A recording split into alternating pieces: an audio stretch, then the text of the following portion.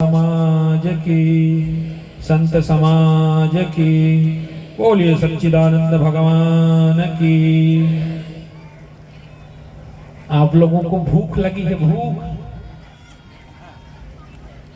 थके हुए हो आप लोग? तो जरा तेज से बोलो। बच्चा भी जब तक तेज से नहीं रोता माँ दूध नहीं पिलाती है?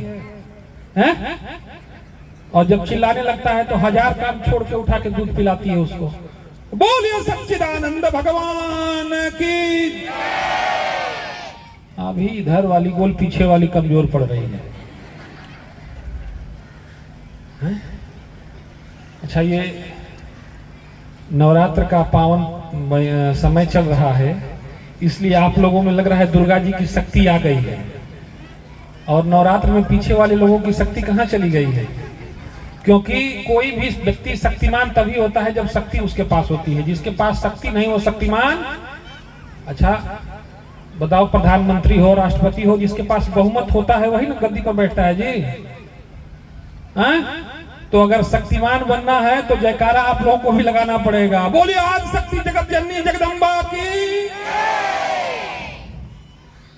देखिए प्रेमियों, भगवत रसिक भक्तजनों, भक्तिमती माताओं, यह बड़े ही सौभाग्य का क्षण है कि समुद्र अर्थात दरिया के किनारे हम लोग बैठ करके देवी भागवत की कथा सुन रहे हैं। और आप लोगों के सौभाग्य से हमारा सौभाग्य भी उदय हो गया। एक बार हम ऐसे दिगंबर आश्रम में ही बैठे थे, तो कुछ महात्मा आए, विद्वान ब्राह्मण लोग थे, तो पूजा करने की कुछ प्रक्रिया थी। तो उसमें उन्होंने कहा कि कई नदियों का जल चाहिए। तो हमने कहा कि ऐसे ही जब भारत जी को राम जी को राजा बनाना था तो वशिष्ठ जी ने बताया था कि कई नदियों का जल चाहिए, और जल लाने के लिए लोग लगे। तो धार्मिक कार्यों में नदियों का महत्व है। तो हमने कहा कि तुम अब एक दिन का समय है, इतनी नदियों का जल कहाँ पाओगे? तो कहा ये बात तो है सही, तमाम नदियां हैं, ब्रह्मपुत्र, कावेरी, गंडकी, गंगा, यमुना, सरजू, गोदावरी, मंदाकिनी, अलकनंदा, भागीरथी, तमाम नदियां हैं ना, व्यास। तो इतनी नदियों का जल कहाँ मिलेगा आपको? तो हमने कहा बहुत सरल है। जैसे आपको पता है 33 कोटि देवता हैं। सनातन धर्म में कितने देवता हैं? आप लोग बोलो कितने देवता हैं? 33 कोटि देवता हैं। वैसे अनेक नदियां हैं। अनेक जगह पर नदियों का नाम भी बदल जाता है, पर समुद्र का नाम कहीं बदलता है जी? दरिया का नाम कहीं नहीं बदलता, दरिया हमेशा दरिया रहता है।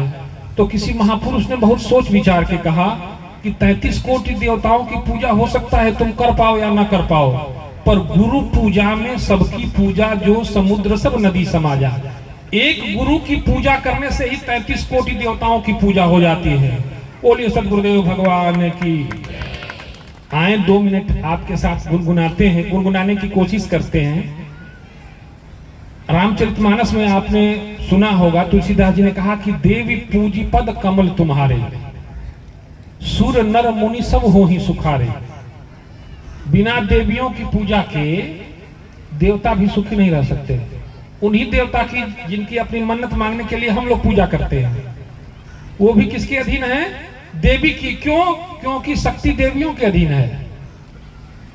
नर मतलब हम मनुष्य। अच्छा देखो, घर में खूब अच्छा कमा के ले आओ, पर घर की गृहिणी अगर लायक न हो, वो प्रसन्न न हो, तो तुम अच्छा भाजी बनाने के लिए, गाठिया गुदी बनाने के लिए मटेरियल तो बाहर से ले आ दोगे, पर उसमें मिर्चा ज्यादा डाल देगी, क्या करोगे? फिर स्वाद बिगड़ जाएगा। तो शक्ति को सहेजने आना चाहिए। जो शक्ति को सहेज लिया वो शक्तिमान हो गया। एक व्यक्ति के अंदर शक्ति भरा हुआ है। अब बताओ, कोई सहेज के आज मोदी जी 10 वर्ष से प्रधानमंत्री हैं भारत के कि नहीं है? बताओ, हैं कि नहीं है? मैं प्रचार करने किसी का नहीं बैठा हूं, पर धर्म, सनातन धर्म के अभ्युदय का यह काल है और सबके जागने का काल है।